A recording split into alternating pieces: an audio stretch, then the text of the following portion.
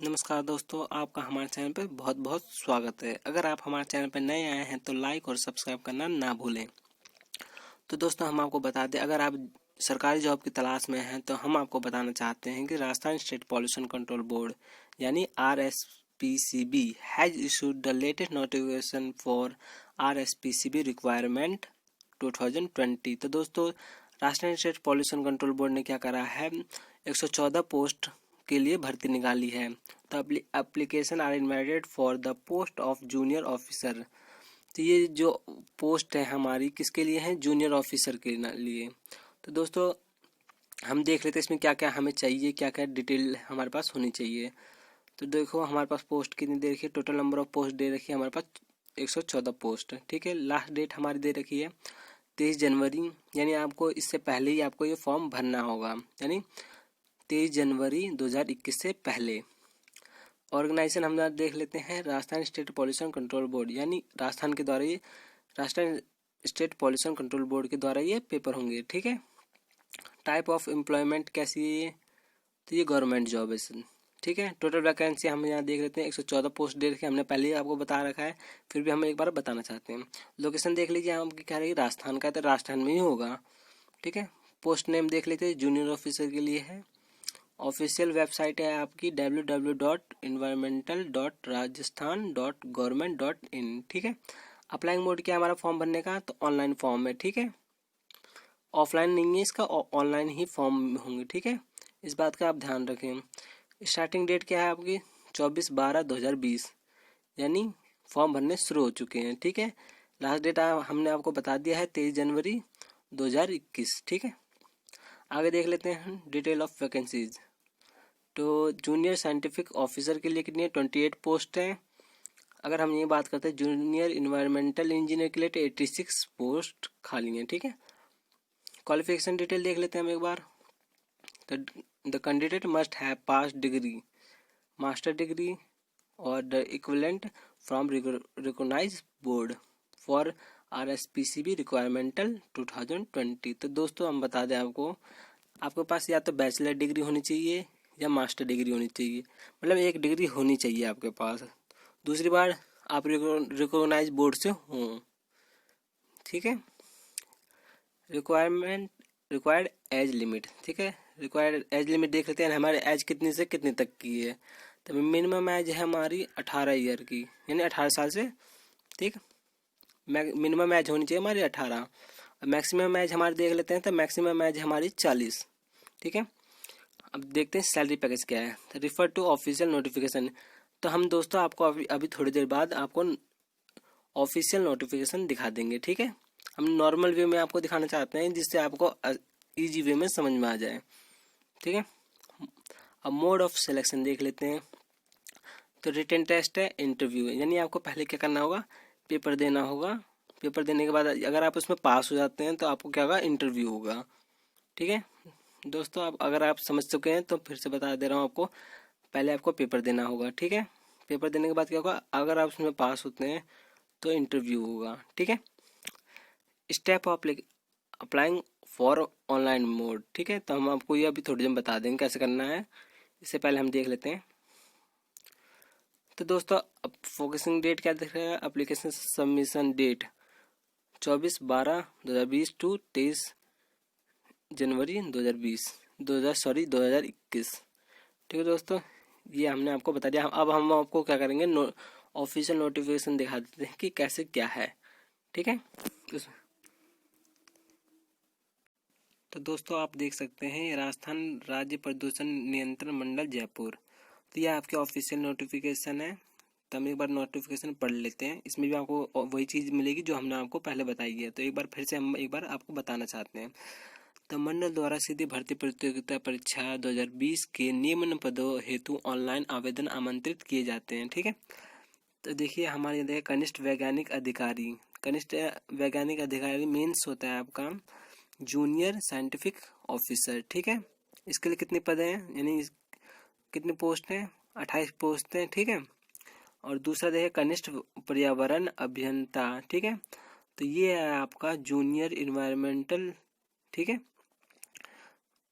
तो इसकी पद देखिए कितने 86 है, यानी 6 पोस्ट आपके लिए खाली हैं। ठीक है, इसमें आयु देख लेते हैं हम एक बार। वही चीज़ें, न्यूनतम एज कितनी होनी चाहिए आपकी 18, यानी मिनिमम 18 साल होनी चाहिए, और मैक्सिमम आपकी 40 यानी इससे कम, यानी 40 हो या 40 से कम हो। ठीक है, आगे हम पढ़ लेते हैं। आवेदन की डेट दे रखी है यहाँ पे 24/12/2020 से लेकर 23/1/2021 रात्रि के 11:59 पे। ठीक है, यानी आप इतने बजे तक भरना है आपको। ओके, तो आप बेटर होगा कि अभी भरना शुरू कर दें, तो आपके लिए भी बेटर होगा, ताकि आपको आगे चल के दिक्कत ना हो। ऑनलाइन के लिए आप क्या करना होगा, आपको देखिए यहाँ पे वो दे रखा है वेबसाइट, तो वेबसाइट देख लीजिए क्या लिखा है, http://environmental.rajasthan.government.in। ठीक है, ये आपकी ऑफिशियल वेबसाइट है।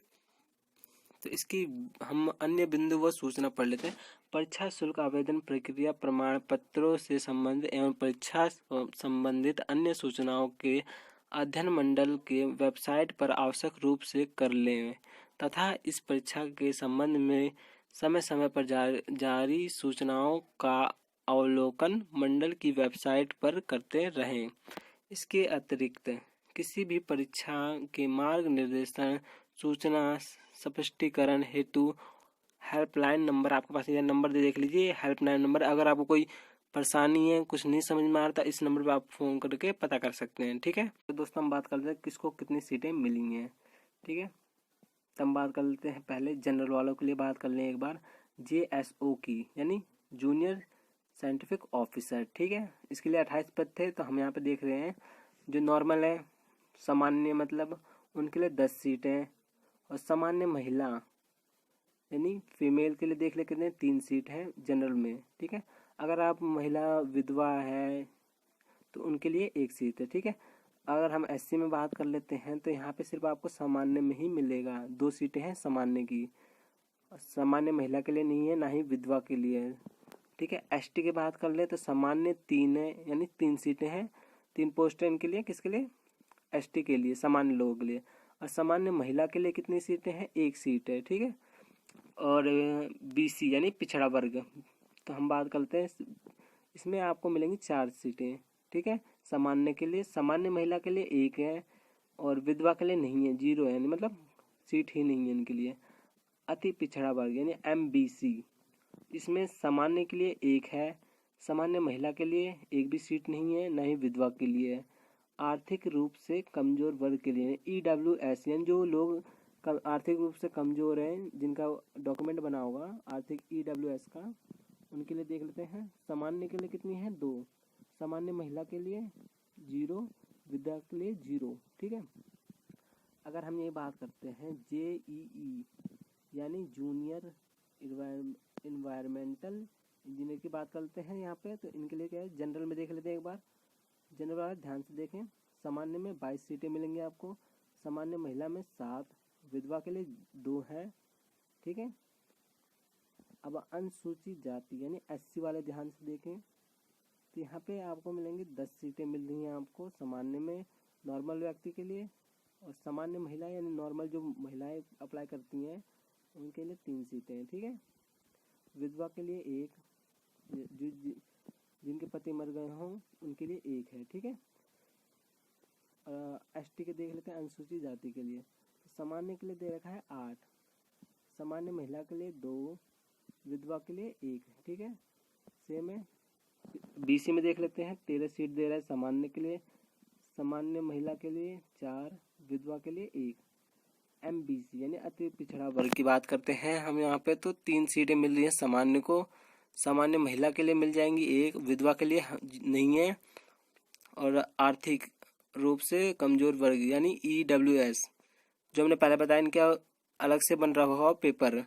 ठीक है, डॉक्यूमेंट बना हुआ इनके लिए EWS का, तो इनके लिए देखिए सामान्य के लिए कितनी सीटें, 6 सीटें हैं, सामान्य महिला के लिए देख लें 2। ठीक है, विधवा के लिए नहीं है।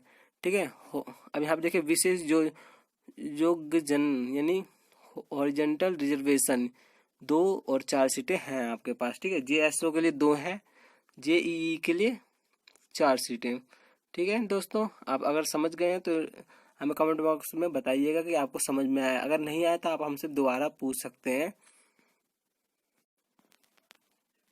दोस्तों अब हम बात करते हैं शैक्षणिक योग्यताएं के बारे में। तो जूनियर साइंटिफिक ऑफिसर के बारे में पढ़ लेते हैं। First class master degree in any branch of chemistry और सॉइल साइंस और environmental science or microbiology from university established by law in India or foreign qualification recognized as equivalent threat। तो दोस्तों यहाँ पे हमको बोल रहा है कि जूनियर साइंटिफिक ऑफिसर के भरने के लिए फॉर्म आपको क्या करना है, फर्स्ट क्लास की मास्टर डिग्री होनी चाहिए। यानी जैसे होता है ना first class, second class, third class, जो हमें रिजल्ट मिलते हैं उस पर होता है। जैसे 60% आया तो आपका क्या होता है, जो 60 से अबव आया तो फर्स्ट परसेंट होता है, यानी फर्स्ट क्लास होता है, सॉरी माफ़ कीजिएगा हमें। और इससे कम होता है तो सेकंड होता है, इससे बाद जाते हैं तो थर्ड। तो इसमें हमें क्या चाहिए, फर्स्ट क्लास की मास्टर डिग्री हो in any branch of chemistry, या सॉइल साइंस से हो, या इन्वायरमेंटल साइंस से हो, या माइक्रोबायोलॉजी से हो। ठीक है। और जो ये बोर्ड होंगे आपके, ये एक रिकॉग्नाइज बोर्ड होगा। ठीक है, जो भारत में इसकी मान्यता हो। ऐसा ना हो कि मतलब आपने कहीं ऐसी जगह से कर लिया किसी मान्यता प्राप्त ना हो तो आपको डिग्री लेने का कोई मतलब नहीं उठता। ठीक है। अगर आपने फॉरेन क्वालिफिकेशन लिया, ये भी एक रिकॉग्नाइज बोर्ड से ही होना चाहिए जिसकी भारत सरकार में भी मान्यता हो। ठीक है। दूसरी चीज़ हम देख लेते हैं जूनियर इन्वायरमेंटल इंजीनियर। ठीक है, तो इसमें भी हमको क्या चाहिए, master degree in environmental engineer after bachelor. अगर आपके पास मास्टर डिग्री है किसकी, इन्वायरमेंटल इंजीनियर की, आफ्टर द बैचलर डिग्री क्या दे रखी है हमारे पास, बायोटेक्नोलॉजी और केमिकल और सिविल और माइनिंग और एनवायरमेंटल और टेक्सटाइल इंजीनियरिंग। अगर आपने बैचलर डिग्री किससे ले रखी है, बायोटेक्नोलॉजी या फिर केमिकल या सिविल से या माइनिंग और एनवायरमेंटल और टेक्सटाइल इंजीनियरिंग से, और ये भी क्या हो, एक रिकॉग्नाइज बोर्ड से हो जो भारत सरकार द्वारा मान्य हो। ठीक है। तो दोस्तों अब हम बात करते हैं परीक्षा शुल्क की। ठीक है, तो यहाँ पे दे रखा है सामान्य वर्ग, आर्थिक रूप से कमजोर एवं राजस्थान के क्रीम लेयर श्रेणी के पिछड़ा वर्ग, अति पिछड़ा वर्ग के आवेदन हेतु तो आपके लगेंगी 1400 रुपये। ठीक है। अगर आप राजस्थान के नॉन क्रीम लेयर श्रेणी के पिछड़ा वर्ग, अति पिछड़ा वर्ग के आवेदन हेतु हैं तो आपको कितने लगेंगे, 1200 रुपये। ठीक है दोस्तों।